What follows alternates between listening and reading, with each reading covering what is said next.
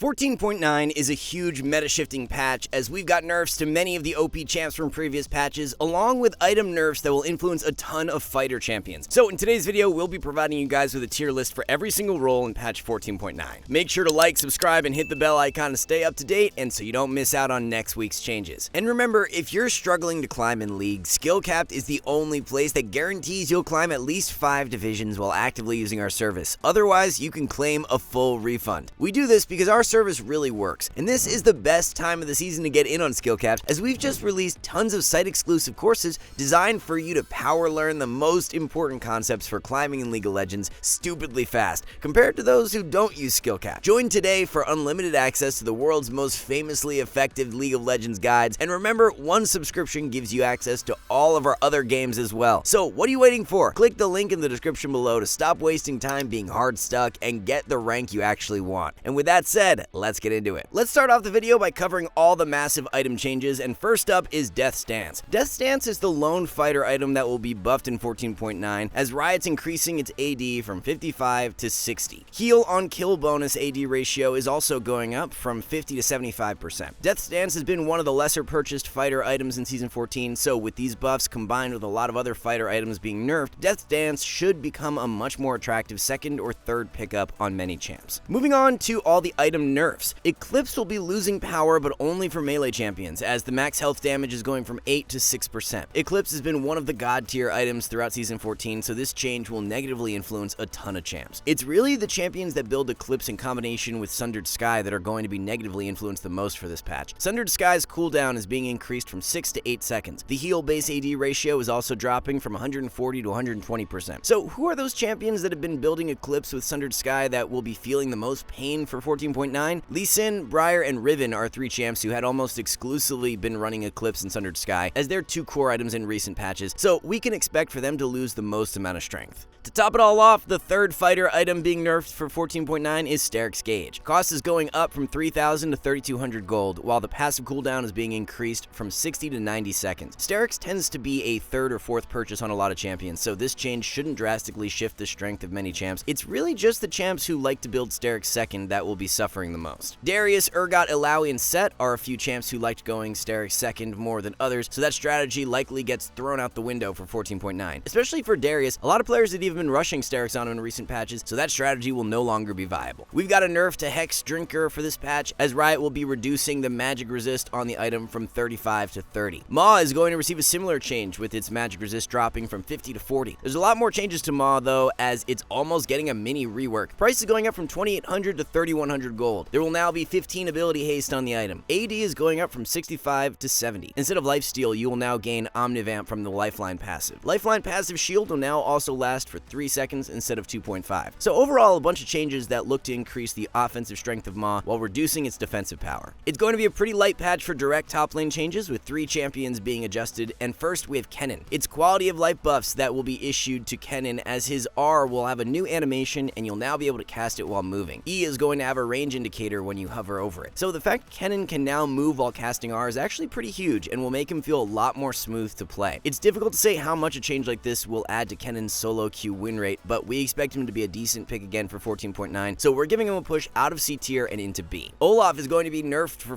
14.9 as his Q damage is taking a hit, being lowered by 5 at all ranks. Q monster damage is going up though, so that Olaf jungle does not suffer as much. Our passive resists will be lowered, but only at the 2nd and 3rd ranks. Considering it's not just these direct nerfs that will negatively influence Olaf for next patch, but also the Sundered Sky nerfs, a move from S into A tier is what we see fit. Urgot has been in the OP tier for a while now, so Riot has decided to issue a nerf, and it's going to be to his armor strength, as they're lowering it from 5.45 to 5. The nerfs to Steric's will also negatively affect Urgot for this patch, so although the champ will still be a great pickup, we're going to be moving him out of OP and into S. Top lane tier list is all over the place for 14.9 as we've made a ton of adjustments. Just one champion in the OP tier right now, and it's Trundle. Trundle has been a great solo queue performer in recent patches, and he's one of the few fighters who is not affected by any of the item nerfs. Trundle does not build Eclipse, Sundered Sky, or Steric's in his core, so while many other fighters are dropping down, Trundle becomes indirectly stronger. Aatrox will see a nice indirect boost for this patch as well with his lethality build, as he does not rely on any of the items that are being nerfed. As for the top lane champs who will be negatively influenced the most, Renekton, Riven, and Pantheon Pantheon are three of the biggest losers. Riven especially, as she likes building Eclipse into Sundered Sky as her 2-item core, so she's being moved down the tier list for 14.9. Skarner is seeing a bunch of nerfs for this patch, and we'll cover them in detail when looking at the jungle role. However, they will still negatively impact him for top lane as well. Top Skarner has not been performing nearly as well as jungle in 14.8, so with the nerfs, we're dropping him from S into A tier. And before we head into the jungle, let's boost your win rate with SkillCapped's Tip of the Week. While League functionally operates like a two-dimensional game, a third dimension is included even though it's only visual. This can cause some incredibly annoying issues when aiming at someone who is being knocked up or using an ability that causes their champion to spring up into the air. When these interactions happen, it's important to remember that the Z-axis doesn't exist, so you should aim at where they would be in a two-dimensional space. This often means just aiming for where their feet were before any of the visual cues started, and your skill shots are sure to connect. This also goes for champions that are rather tall or big in stature. Hitboxes are always where the champion would touch the ground, not their actual model. For champions that float, like Aurelion Sol, you might feel like abilities should connect if they touch any part of his body, but they will actually just phase through his tail as if nothing were happening. It's important to understand that champion hitboxes are really just circles on the ground, and get a feel for where it is you're actually trying to aim to connect with your opponent. If you want to learn more game-changing mechanics like these, then take our new Season 14 mechanics course at SkillCapped.com. You can check it out with the link in the description below. Alright, let's take a look at the jungle changes now, starting with some buffs to Amumu. Base AD is going up from 53 to 57, while base armor is up by 3. This helps out with Amumu's clear more than anything else, as extra base AD is not the most intriguing buff by any means. Even though base AD is up by 4, it's not like Amumu is constantly auto-attacking as much as an ADC would be, so this buff won't be nearly as impactful for him as it would be for an ADC. Despite the buffs, we're going to keep Amumu in the jungle B tier. There's a chance the buffs are enough to push him into A, but for now, he'll remain in B. Sejuani has been the lowest win rate jungler for nearly every single patch this season, so Riot's finally decided to buff her in 14.9. Passive bonus armor and magic resist scaling is going up from 50 to 75%. W base damage is being reduced. However, the max health damage is going up, and as you can see in the comparison clips, this is indeed a net buff. For how weak of a champ Sedge has been in recent patches, by no means will these buffs push her into meta. She could squeeze into B tier, but we'll be leaving her in C for now. There are a bunch of junglers being nerfed for this patch, and Evelynn is one of them. W slow is being lowered from 65 to 45%. Our AP ratio is being reduced from 75 to 65%. Evelynn has been hovering in between S and A tier over the past while now, so as a result of these nerfs, we see her losing that S tier conversation and solidifying a spot in the A tier. A nerf to Master Yi is on the way, as Riot will be reducing his E damage by 10 at all ranks. Since damage from E is guaranteed, this nerf will definitely hurt, and we'll be pushing Yi down one tier, going from S into A. Skarner had been the most OP jungler throughout 14.8, so he's being tagged with a bunch of nerfs for this patch. Mana regen growth is going up from 0.6 to 0.75, which is the only buff. It's all nerfs from here on out, as Q damage is dropping off by 20 at max rank. W slow is being lowered from 20 scaling to 40% to just 20% flat. W shield max health scaling is dropping from 9 to 8%. So all things considered, these nerfs are definitely impactful, but we have to take into context just how well Skarner had been performing in 14.8. Win rate was upwards of 54% in the jungle, so even if these nerfs lead to a 3% drop, he'd still be in a great spot. There's a chance the nerfs hit a bit harder than expected and Skarner loses upwards of 5% to his win rate, but more realistically, we see 3% being about the max, and we'll be leaving him in the OP tier as a result. Something that's also very important to account for when rating new champions is that players just learning how to pilot the champ optimally can actually outweigh the effects of nerfs from patch to patch. We saw this with Briar when she was released, as Riot kept nerfing her for multiple patches in a row, but her win rate never actually went down due to more and more players figuring out how to play her optimally. Riot's looking to reduce the strength of Taliyah jungle for next patch, with her Q bonus monster damage AP ratio dropping from 10 to 5%. Q mana cost is also going to be increased by 10. Honestly, not a change that really matters too much, considering you never really run into mana issues while clearing the jungle these days. As a result, we'll be leaving Taliyah in the jungle A tier. Riot's going to be issuing some changes to Bel'Veth for next patch that aim to reduce her scaling strength. Passive attack speed scaling will now scale up until level 17, whereas before you got the max value at level 13. Q damage total AD ratio is dropping from 110 to 100%. To compensate though, and so that Bel'Veth's clear speed remains intact, Q monster damage is being changed from 140% total AD to a flat 45 scaling to 85. Riot has stated that this change will be a buff up until you reach 136 total AD.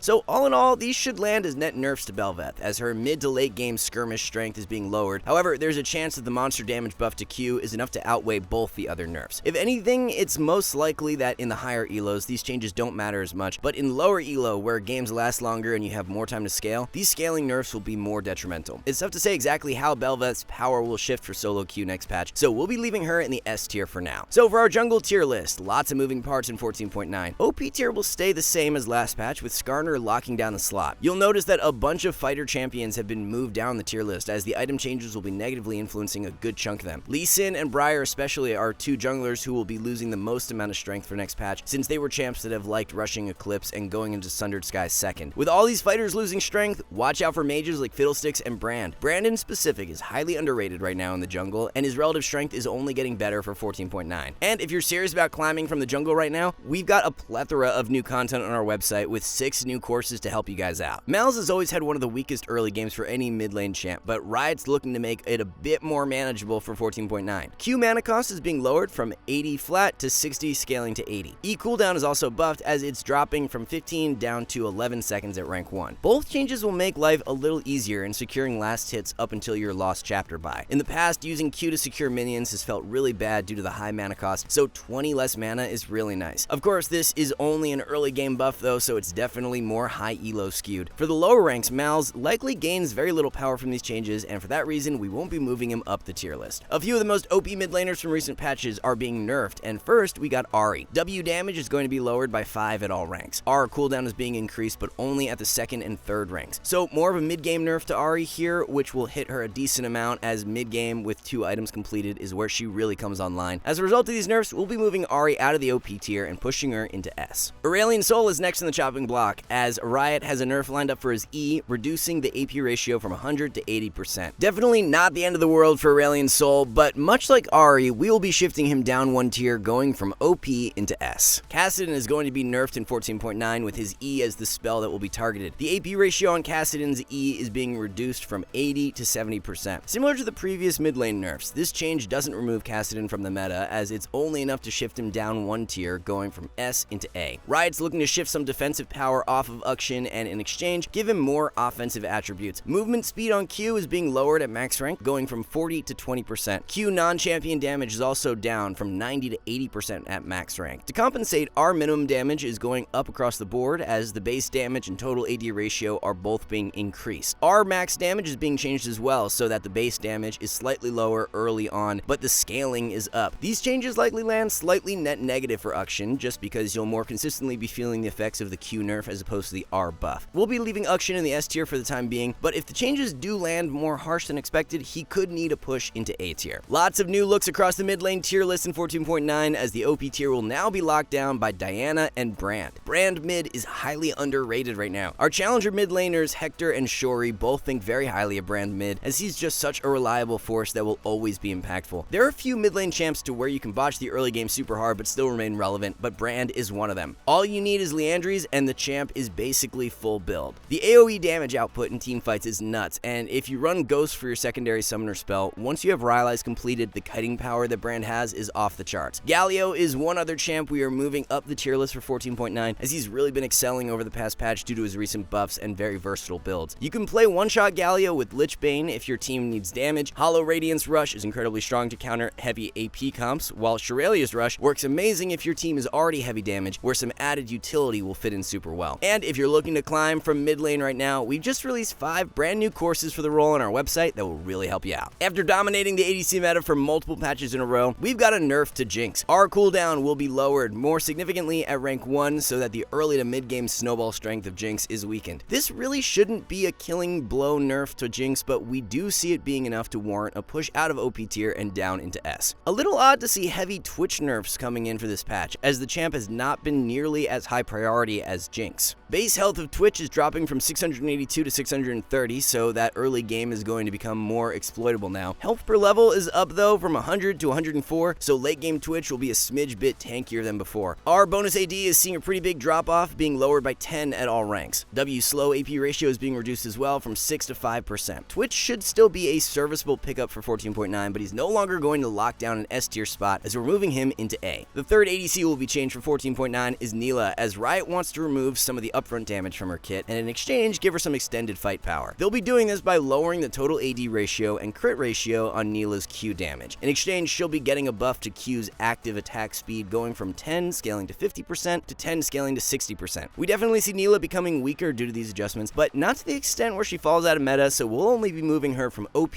into S. So if we have a look at how the ADC tier list is shaping out, with Jinx and Neela both dropping down, it now leaves Kog'Maw as the standalone most OP ADC. Jhin and Kog are the two ADCs we would put highest priority on for 14.9, as Jin's been great coming off his recent buffs, while Kog has been super solid for multiple patches now ever since he was originally buffed. ADC is definitely the role that sees the least drastic shift in meta for this patch, as the nerfs are more placebo than anything and likely won't shift the priority picks very much. There's a logjam in the ADC A tier right now, as most ADCs are actually in good spots. With the exception of Kog, there really won't be any ADC that is too egregious in 14.9, so just choosing whatever you're most comfortable on is a good idea. We've got quite a few changes to support for this patch, probably the most we've seen all season to be honest. Karma is up first, as Riot will be buffing her utility for this patch with Q slow going from 35 to 40%. R plus E AoE shield will be increased from 90 to 100%, while R plus E AoE haste is up from 12 to 15%. Buffs really aren't that impactful, and considering how weak of a solo queue champ Karma has been in recent patches, they're definitely not enough to push her back into meta, so we'll be leaving her in the C tier. A scaling buff to Seraphine is on the way for this patch, as her QAP ratio will be increased from 50 to 60%. Not really a change that impacts support Seraphine that much, considering it's way harder to reach high AP thresholds with the income of a support. We don't see this one moving the needle to propel Seraphine higher up the tier list, so she will remain in the A tier. A few supports we've had rated very highly over the past few patches are being nerfed in 14.9, and first up is Blitzcrank. Passive shield duration is being reduced from 10 to 4 seconds. W movement speed is also nerfed, dropping by 10% at all ranks. Honestly, nerfs aren't too bad, and Blitz should remain a pretty solid pickup for 14.9, so all we'll be doing is moving him from OP